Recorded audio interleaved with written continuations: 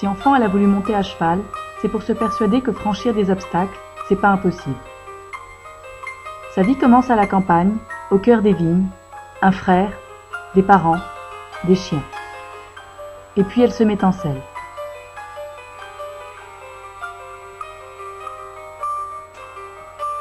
Elle est curieuse, elle observe son papa qui fait du vin avec le raisin qu'elle adore manger. Plutôt que de regarder la télé, sa maman l'encourage à se dépenser. La danse lui apprend la rigueur et le tennis la volonté. Ensuite vient la musique, elle rêve de jouer Bach, Chopin ou Beethoven. La vie lui sourit. Et puis elle aborde le premier obstacle. Arrivent les petites contrariétés, on se bagarre avec son frère, on trouve que tout est grave, alors on bouge. Et puis on grandit, on mûrit, elle reprend ses rênes et va de l'avant. Départ pour la ville, Bordeaux lui donne sa liberté, elle quitte ses parents et ses vignes pour s'entasser dans un meublé. Le lycée lui enseigne les modalités de la réussite, de l'organisation, et le scooter lui offre son indépendance.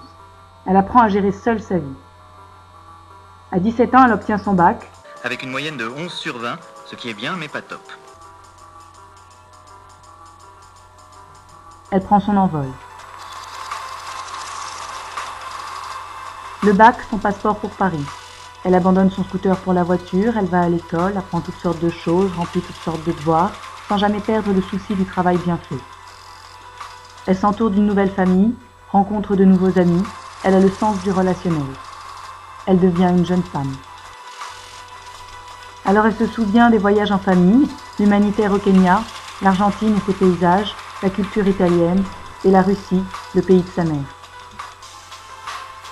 Et elle avance.